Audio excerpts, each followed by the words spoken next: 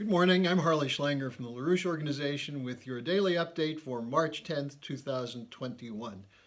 I'm going to discuss two topics today. One is the economy and the tendency moving aggressively towards hyperinflation. And then secondly, an update on the fight over the Green New Deal, as there's some very significant developments on that front. Let me start with the economy, because there are signs of hyperinflation to come. And one of the signs of this is in the commodity prices. We're seeing a huge leap in commodity prices. Hedge funds are betting big on commodities prices rising in the future and betting they're going to continue to rise, and that's bringing in speculative funds. The increases have not yet been passed on to producers, but when they are, the producers will have to pass them on to consumers. And that's where you see the tendency toward hyperinflation. In Italy, for example, copper and iron prices hit 10-year highs, and these are two commodities that are extremely important in the construction industry. Now, the problem is that the money that's being pumped in to bail out the system, which is the quantitative easing, the policy of the central banks to provide vast amounts of liquidity, for what purpose? To avoid defaults on the money, defaults on corporate debt, for example, and other financial instruments which are not have no internal value, inherent value rather.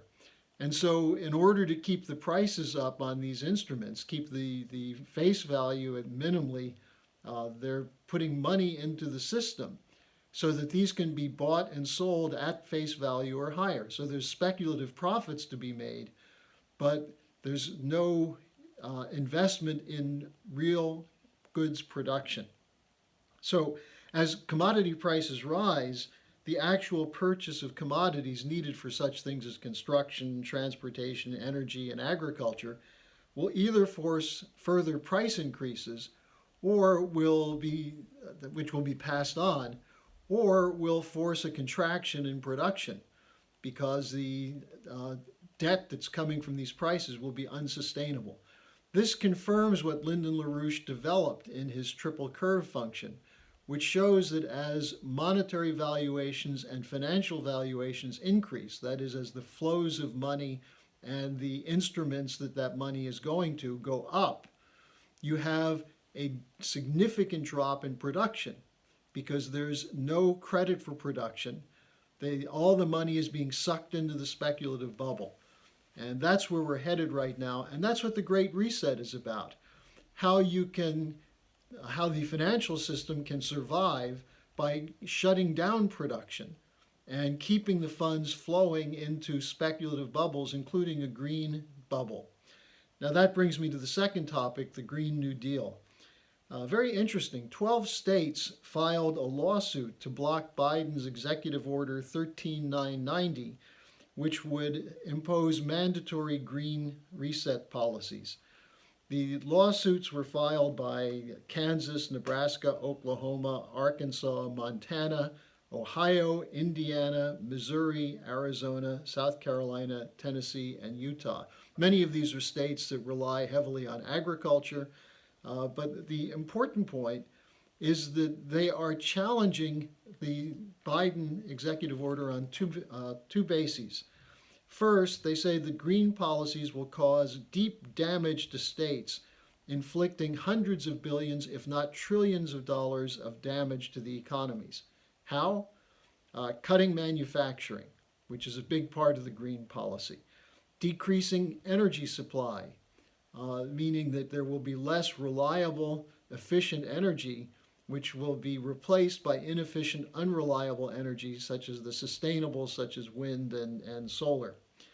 Decreasing overall energy supply then is a key component in sustaining a real economy. It will suppress agriculture because of the attacks on agriculture for supposedly increasing the carbon footprint on the planet. And the final point they make is an important one. It will increase poverty. As people are not gainfully employed, as these sectors of the economy that are part of the real productive sector collapse, there'll be less income for the states to provide for the needs that states provide. And as a result, this is going to inflict massive damage to the states. Now, the second point, which is also highly relevant, they say the White House does not have the power to make policy in these areas. This is something that only Congress can do. And so this was filed a couple of days ago. We'll see what happens with it, but it's a sign that the resistance to the Green New Deal is only going to grow. Now, a second aspect of this is a conference that Vladimir Putin had with people involved in coal and manufacturing in Russia. And he pointed to the Texas deep freeze in his speech on the significance of coal-powered energy production to say that, look, these renewables don't work, that they're unreliable. And he talked about the windmills in Texas. And then he talked about the importance of coal for the Russian economy, both for energy and electricity production inside Russia, but also for export to Asia and the Asian Pacific region. He said half of the coal mined in Russia is exported to countries in Asia. And he said that there must be increased shipments of coal by about 30% between now and 2024.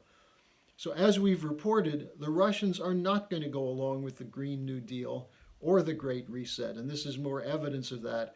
The Chinese at their recent legislative conference announced that by 2050, half their electricity will be produced by coal and half by nuclear, neither of which is sanctioned under the Green New Deal policies. So the two major countries besides the United States will reject the Green New Deal. The question is what happens in the United States. Unfortunately, meanwhile, John Kerry is on a jet-setting tour. Kerry is the special envoy of Biden on climate.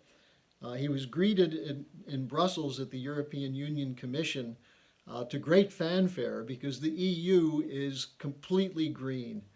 There's rebellion going on in some countries, but on the whole, the EU, the European Union, has adopted the climate change mentality of the Paris Accord. John Kerry was, in his speech, said the Paris Accord did not go far enough and that there needs to be an increased emphasis on having a totally carbon neutral economies in the very near future, much quicker than was part of the Paris Climate Accord. So that's why he said the Paris Climate Accord did not go far enough. The EU Commission President Ursula von der Leyen, in her greetings to John Kerry, talked about a recent talk she had with Biden, where Biden said he's committed completely to cooperating with Europe to establish a carbon neutral, carbon neutral climate as soon as possible. And von der Leyen said, this is music to my ears. So you have the institution of the presidency in the United States and much of the Congress committed to some form or another of the Green New Deal. The European Union committed to that, and Russia and China opposed. We in the United States have to fight to bring the United States together with Russia and China on this, to reject the anti-science fakery of the Green New Deal, and at the same time make sure that the Great Reset is not carried through, because the Great Reset would put the power in the hands of the central banks to determine there'll be no more productive credit.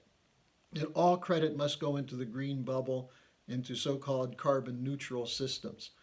So the fight is on. It's a good fight. We're going to be discussing this at our conference coming up September 20th and 21st. March 20th and 21st. I'm thinking ahead. But March 20th and 21st, the Schiller Institute will be having a conference online. You can register for it at theschillerinstitute.com.